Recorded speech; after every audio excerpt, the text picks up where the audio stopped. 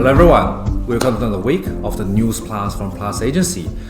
This channel is to use roughly about 10 minutes time to summarize the big news that has happened in the real estate industry in Sydney last week. If you're interested in this type of content, please make sure to subscribe and forward to your friends who also may be interested. And if you click that little like button and comment on what we can improve, we would really appreciate it. This video is delivered to you from our flagship store at 418 Victoria Avenue in Chatswood. When the lockdown is finished, please come in and have a look of the best selections and some of the best deals in Lower North Shore, Upper North Shore, CBD, and Eastern Suburb in Sydney. Alright, with no further ado, let's get into today's article. The first one is a good news to the pet owners. Before, the pet owners has not been in cooperation with the Strata bylaws quite well. A lot of people who owns pet unfortunately can't reason in the apartment blocks. However, that about to end. The New South Wales government finally stepped in to end a blanket ban on animals in apartment blocks because there's so many people downsizing, they need their pet to accommodate them, and then so many families just complain about not being able to have a pet in their life. There we go.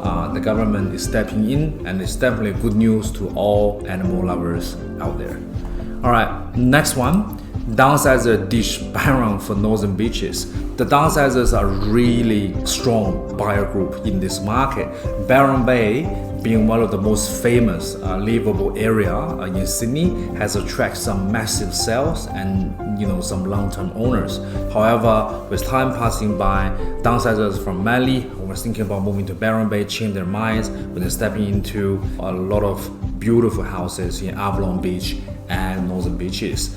This is a trend. Northern beaches are absolutely out there. It is becoming a trend. So for whoever that looking to live in Sydney and doesn't really mind the far distance from the CBD and want to have a relaxed lifestyle, big land size, and next to beach life in the northern beaches somewhere you can think about and consider definitely.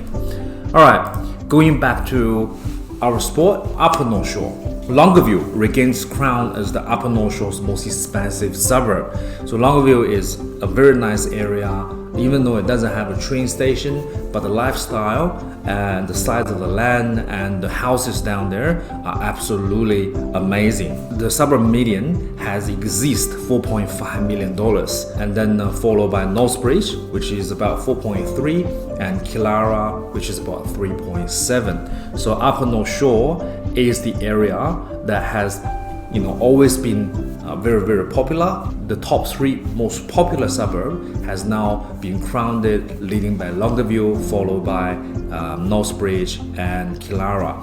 If you are looking for a big house in these areas and have the budget, definitely check them out. It is a very good area to live in, all three of them. And if you don't have that much budget, then you can navigate around and try to see some other areas which also have some really good deals, like Taramara or Warunga, which we're gonna introduce to you later on about our projects. Former NSL star Gerald Hayes sells Parramatta units for $470,000. It's not a big sale, and the reason why this is in there is that for those of you who doesn't know him, he was recently being jailed for 5 months due to the charge of sexual assault. While he was in the jail, this transaction happened. Whatever that's saving him is actually those capital gains from the apartment that he bought. He's got 2 that was bought off the plan.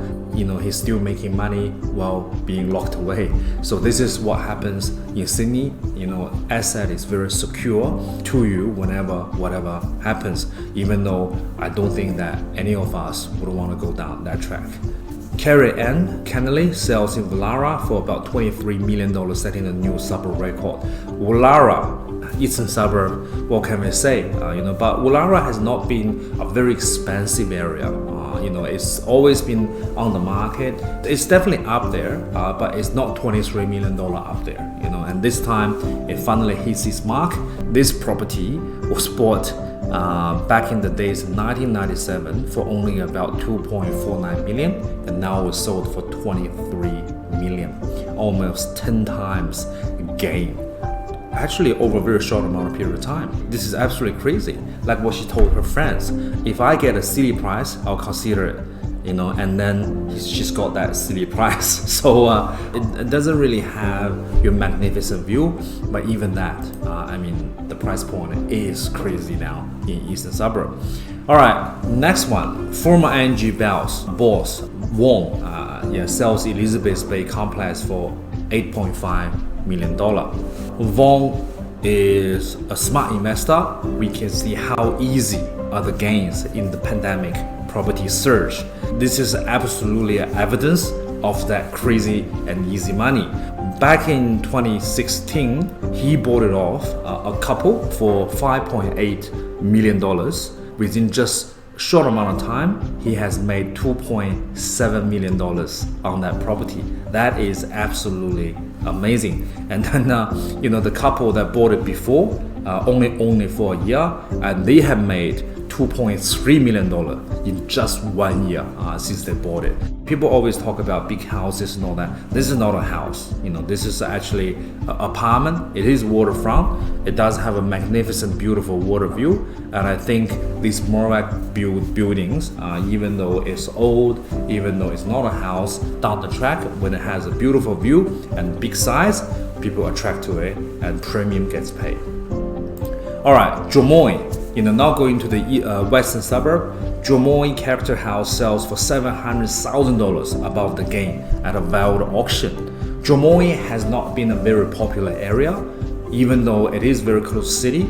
Its neighborhood like Balmain and all that has always been outshining Jumo. Now, finally, when Balmain is so expensive and people get priced out, Jumo came out of the surface. So this one is a house that was sold for $3.1 million, which is about $700,000 more than what they originally anticipated the prices.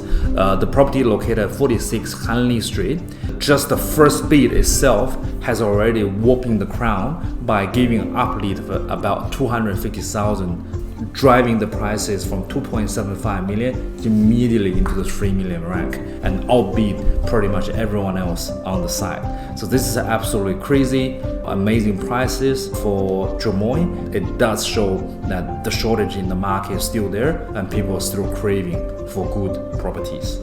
Last one, I think we're moving further and further away. And the reason being is that the premium location prices are absolutely crazy at the moment. A lot of people get priced out, they start to move further away if they still need the finishes and still need the sizes.